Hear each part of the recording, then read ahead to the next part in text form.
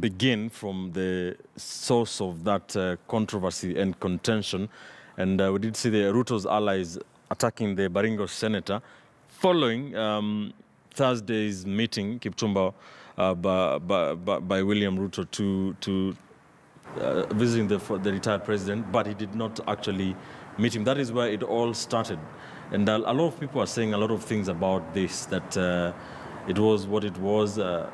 Can Deputy President William Ruto go all the way, to Kabarak without being expected there? What is your take on that?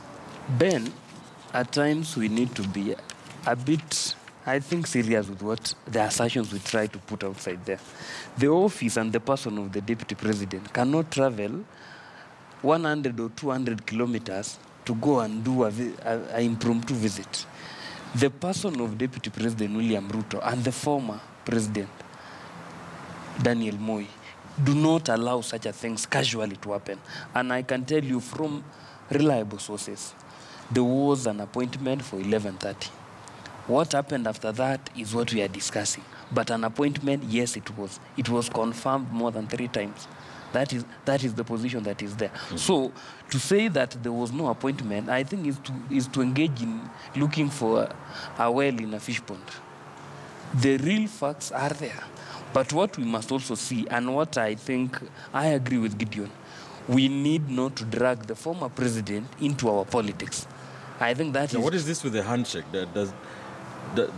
Does every Kalenjin leader has to go and meet, greet the elderly statesman? What happens is this, and it is unfortunate that we are sacrificing our values as a traditional African community to the expedience of politics. There are things that should not be negated as much as at height of any political issues. We should not allow paying homage to the former president is a tradition that has been carried since the days of Akina Koitalel. It should not be confused with anything. No. And that is why anybody who wants anything, they go to somebody who's old to pay them homage. There is something we call the dust part, the blessings. They are found there. But now, there are other problems when somebody goes in a clean heart to seek the blessings and they are locked out. All right. I think that takes away, we are now politicizing the good tradition. All right. But what we need now to remember is this. I think the way the Deputy President reacted to that debacle was a masterstroke, if you ask me. Because it has left the masses saying the dynasties are intimidating the Deputy President. For him, I think that was a masterstroke. Right. Let me pick look at the handshake that happened. Yeah. That shows a different persona of the Deputy President. All right. Let me ask you this, Dismas. Let me be the devil's advocate. He has mentioned that this made William Ruto, he came out as... But there are people who are saying that this was all... It's all a spin by the Deputy President and his circle. To go there, and then there's this debacle, and then to come out as a victim, and then to go to that burial in Baringo South, and be the gentleman, trying to that it's a spin, it's a public, it's a PR ploy. What do you say to the people who are saying that? I don't have sufficient English words to agree with your position. Everybody knew that Kipchumba was It's not my position, though. I mean that position, sorry, my apologies. Yes. Yeah, on that position that you've elucidated. Everybody knew that this lady was going to be buried yesterday. And for Ruto, either way, he would have come out smelling like a red rose. You go to Kabarak with or without an appointment, you meet with the president, and nobody would know the nature of the conversation because he was only in the company of 3 people. So probably Lokoria was not around, Raymond was not around, Gideon Moi was not around. So whatever the outcome of that meeting, Ruto would have gone for the funeral yesterday and said, ladies and gentlemen, I was with Mzee yesterday, he has given me his blessings.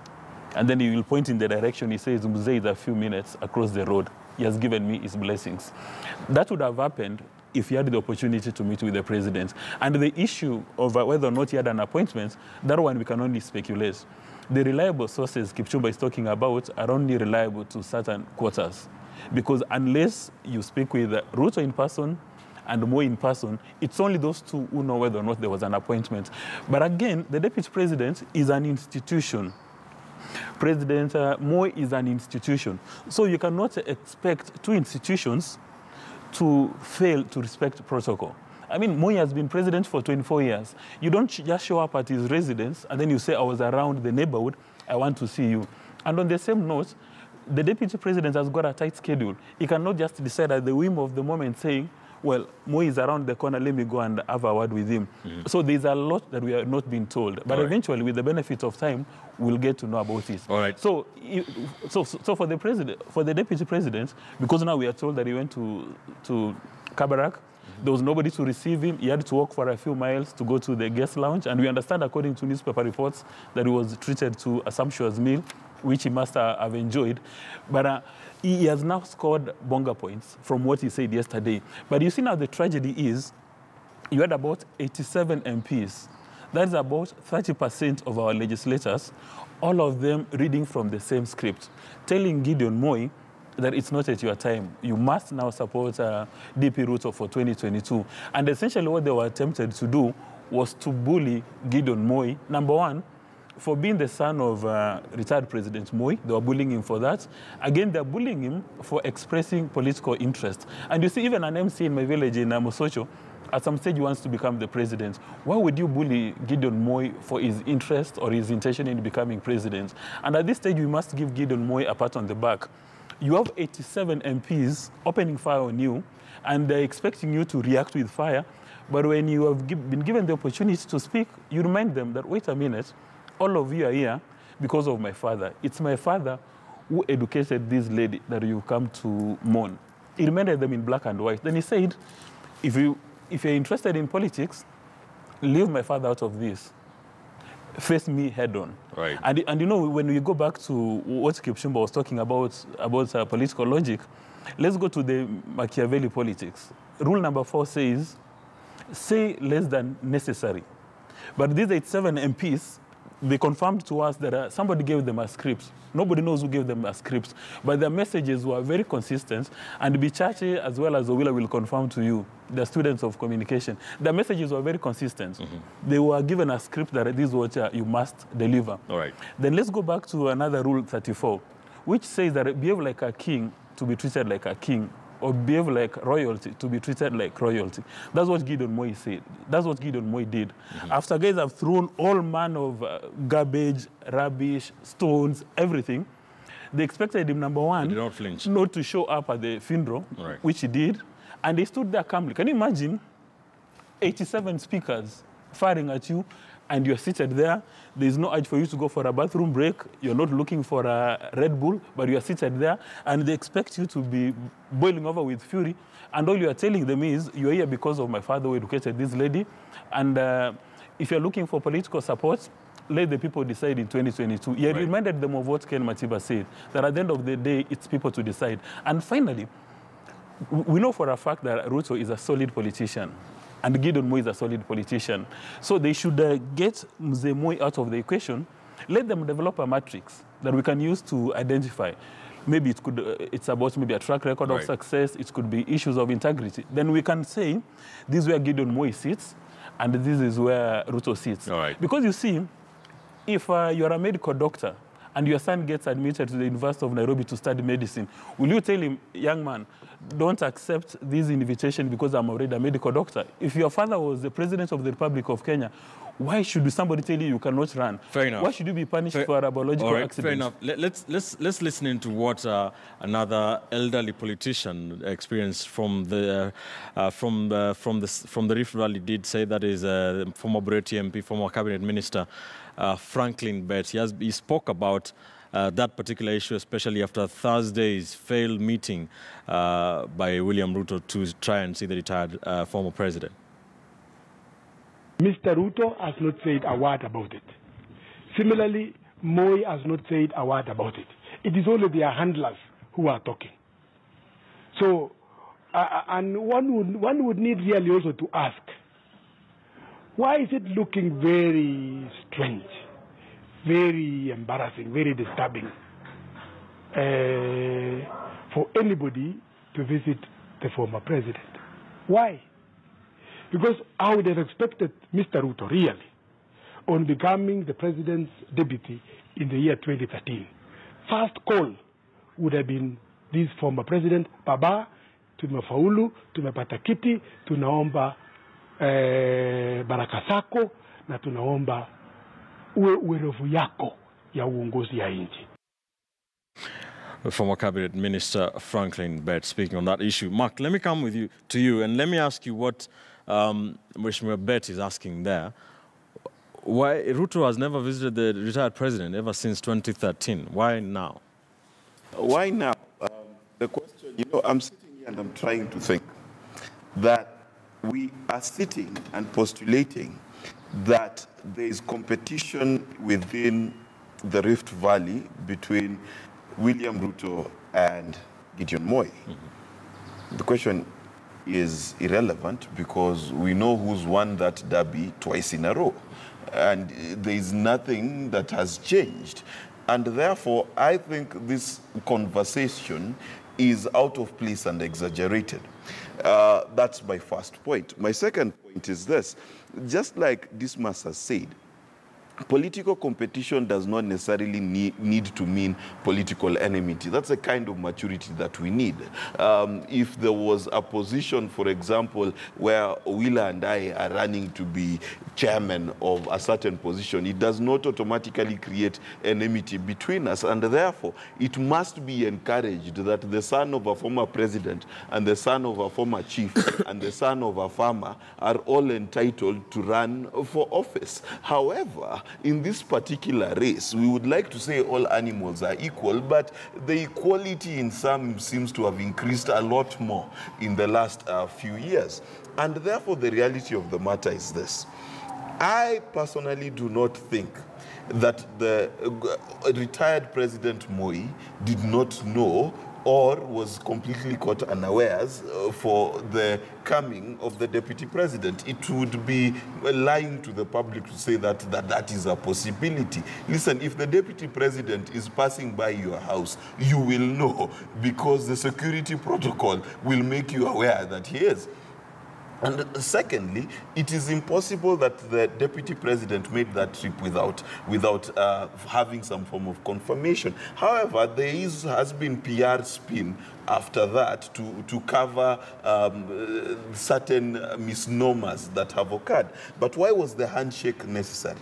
The handshake is necessary for William Ruto to cement his position as the Kalenjin and Rift Valley kingpin. You never miss an opportunity. I think Raila Odinga has been named Masai Elder 5 times. He's been named Kalenjin Elder 5 times. He's been named. So you never miss an opportunity to consolidate your power. And that is political machinations at par excellence. And that's how it must be. And I predict that William Ruto will continue to do so because he is in effect competing with himself. There's no one else with as much potential of becoming president in this country like him. And therefore, expect for him to become a Mijikenda elder. Expect for him to shake hands with the lawyers. That's what must happen. This is politics. All right. Fair enough. Hesbon, let's talk about moving forward now. I mean, somebody did say, and that was, I think, Imani Chungwa did say, warned the Rift Valley leaders to stop making Rift Valley the theater of political theatrics. Because that will, like saying that Ruto and Moi rivalry will work against them. What should Rift Valley do moving forward? Ruto and Gideon Moi, where do you see this battle going next? Well, I think Rift Valley is in a very interesting position. Just like my friend here would say, they have two bulls that are considered to be relatively strong, and therefore, as far as 2022 is concerned, they have this assumption that they are, it is just about Rift Valley. It's about William Ruto and Gideon Moi, and the risk in that, and I think a number of people have observed, including Honorable Kimani Ichung'wah, they're exposing themselves too much, and the war is becoming a lot more internal. Yet this country is bigger than Rift Valley. We can easily forget about Rift Valley. By the time they are done deciding which bull, maybe the country shall have moved on with another stronger bull. So there is that risk.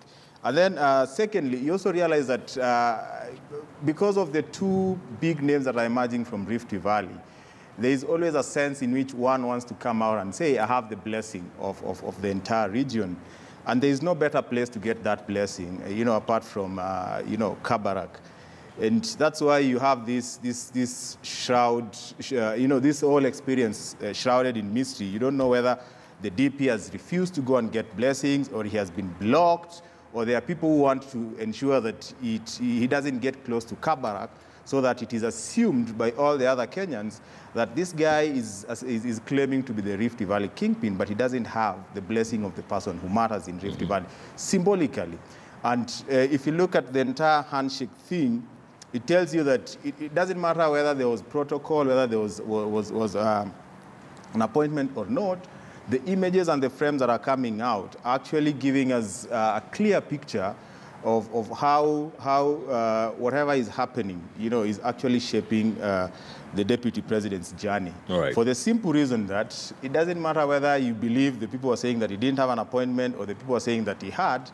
The fact that he went there and he calmed himself for almost 2 hours and just waited, and he didn't see the retired president, tells you that this is not a leader who is walking around like a colossus, who is self-important. This is a very humble political leader, and it is not like he has anything against the retired president. He went there, and he will go again, because that is what we got. All right. So you get a sense in which the most important thing for these leaders is to get that endorsement, and it is becoming increasingly clear that the most important endorsement is from the retired Kabarak. Yeah. Kipchumba Karori, you have the final word on this. Two bulls, or is there a bull and a calf? I think we are overestimating the herd. First of all, no matter how big the jungle is, we will always have the rat and the elephant. They can never be confused. But what we need to emphasize is this point. There is no known clip that has ever captured Gideon Moi telling this country or telling whichever crowd it is that he wants to vie for president. Maybe we'll say it later. That's why I say the issue of two bulls does not arise. And secondly, when you talk about the political ambition of Gideon Moi, it starts and ends in Baringo County. That is now the tragedy. Because there is nowhere we have been told about Gideon Moi, or we have heard of Gideon Moi in Mandera, Garissa. After the Kabarak debacle, you will not listen. You will not hear of Gideon Moi. He has an MP from Garissa, and he was in Garissa this week. But those are personal strengths. All right. So, Ben, do you see Gideon Moi versus William Ruto ending anytime soon? I think it will not end anytime soon, because the catalysts are at high gear. All right. It is not about them individually, but the people benefit because of that kind of a struggle. And secondly, the other point that must be made clear is this. I think the person in Gideon Moi, his calmness and everything, portrays also another pedigree of a person which must also be encouraged. And we must learn from history. Since the beginning of electioneering in this country, the Rift Valley vote has never been divided. That is also an important point. Even in 2007, when Moi, the father, went against the grain, Ruto delivered to a man the vote to ODM. So there is no point, even if the battle will continue up to 2022, the vote will always go to one basket. All right. Interesting times. Just allow me to ask 3 questions, and I don't expect answers from Kipchumba. Number one, yes, William Samoei Ruto is not your ordinary Kenyan. He's the Deputy President of the Republic of Kenya. Would he go to Kabarak without an appointment? And if he goes to Kabarak without an appointment, what would he want to achieve? That is the big question. Why would he want to go to State House, or rather to Kabarak without an appointment? Number 2, you have retired President Moi, who is a statesman, highly regarded. Would he actually give Ruto an appointment, then he declines to see him? And if he declines to see him, what reasons would he have? And the last question, and this one I know Kipchumba is about to do a run on this, if Gideon Moi is a useless politician, why would you have 87 legislators, all of them aiming fire at his direction? All right.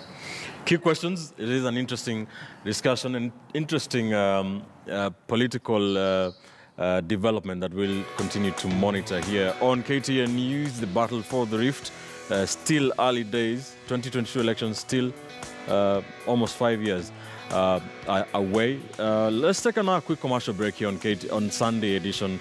When we return, we dissect that State of the Nation address by the President, his first since being sworn in for his second term in office. This is Sunday edition. Don't go too far.